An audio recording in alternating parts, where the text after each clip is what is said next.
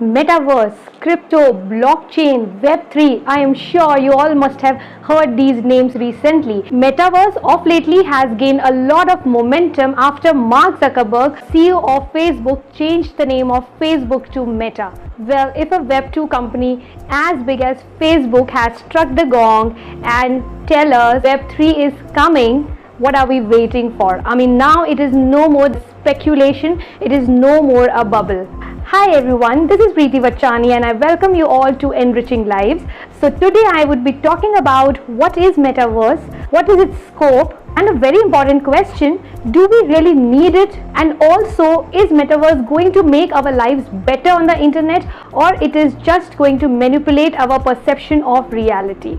So stay tuned till the end and I'm sure you will have a lot of key takeaways from this session. So what are we waiting for? Without further ado, let's get started. In 1992, American novelist Neil Stephenson talked about virtual reality, a virtual world where people would work, play, talk, and experience everything on a digital platform. He named this as Metaverse, and the word Metaverse consists of two words, meta and verse. The word meta is a Greek word which means beyond, and verse is derived from the universe, which means that beyond this universe there is going to be a parallel world which would be augmented reality, a world that would coexist with the physical world. Now, to many users, it may seem as an idealistic place because we have become so used to the digital platform with the arrival of this pandemic that now people feel very comfortable being a part of a digital world. But let me tell you, Metaverse is an extension of our virtual world.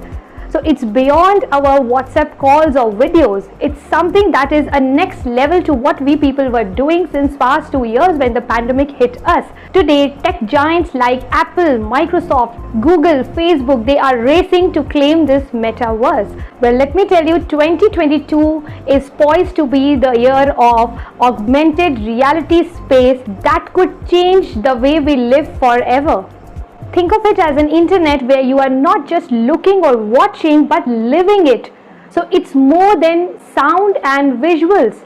It's about you experiencing this whole world by actually getting inside it with the help of digital avatars. So let me just simplify it a little bit more for you. So in today's time, if you want to connect to people, how do you do that? So we kind of either talk to them via video conferencing or we chat with them on WhatsApp, right? But with the help of Metaverse, you can actually meet them. Yes, not in physical form, but in digital form with the help of your avatars.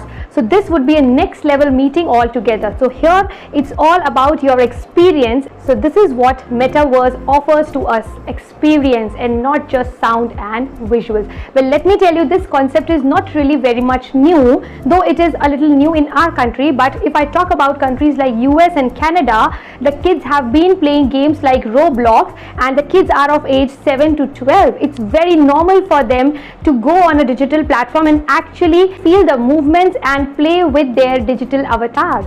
Let me tell you, Metaverse will also have these gaming elements, but it would be a much more higher level of that. So here you will not only be having games, but you will have lot of other avenues like shopping or having a conversation. It would be a cyberspace where reality meets imagination. Let me quote Mark Zuckerberg, CEO Meta.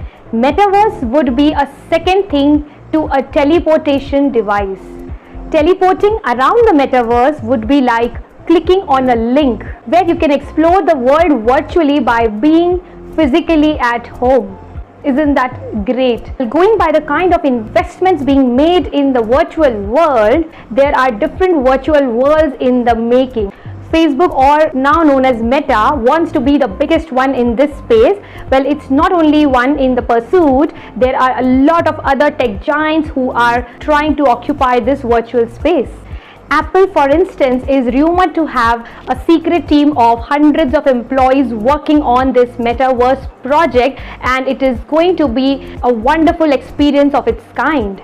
Google at the same time is also working on its augmented virtual space. Microsoft has also joined the metaverse race, creating a metaverse called Mesh, and it is going to be blended with the Microsoft Teams. It will incorporate virtual experiences directly into the Microsoft Teams. Disney wants to create its own metaverse, maybe something related to Disney theme. Well, not only this much, I would like to tell you that even the governments are trying to get into this space. In 2021, even South Korea announced that they are going to have a national metaverse, and Barbados is a one step ahead. They are trying to set up embassy in metaverse. Just imagine the kind of revolutionary experiences that these tech giants are going to bring up in the future. So this clearly indicates that metaverse is going to be the future. So if you do not have much knowledge about it, you should try to find out as much as you can, as it is going to be the future of our generations. So reluctance to accepting it would be a bad idea. The best move would be to explore and try to learn as much as you can so that you can leverage upon these technological advancements and the revolutionary experience. After understanding the basic meaning and the concept, let's find out the answers to a few basic questions.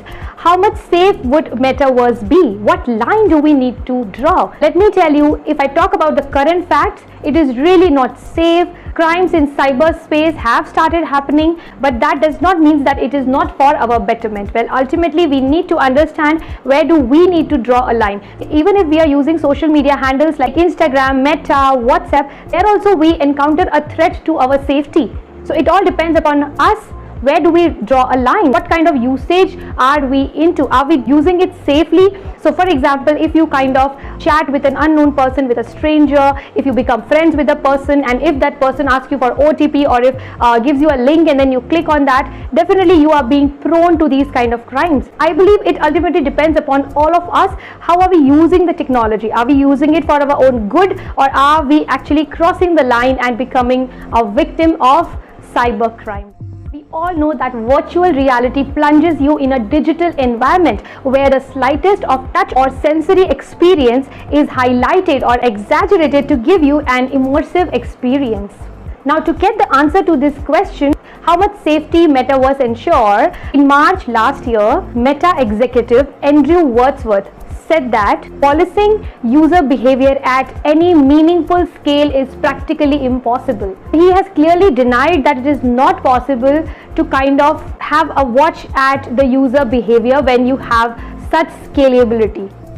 Yes, we can definitely conclude that metaverse space is going to be massive in the next decade.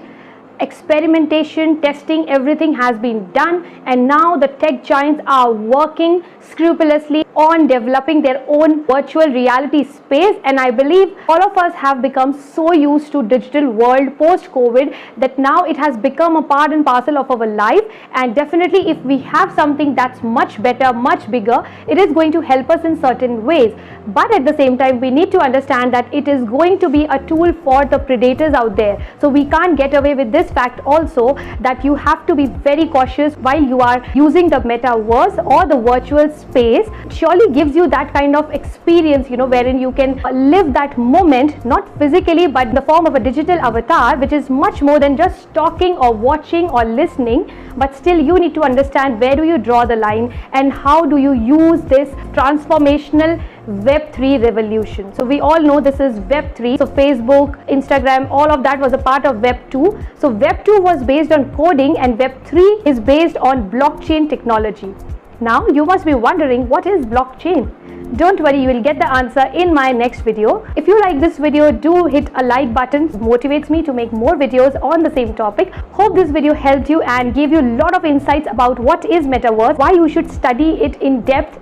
I will come up soon with another video on blockchain technology. Stay tuned for more. Till the time, take care of yourselves. Bye-bye.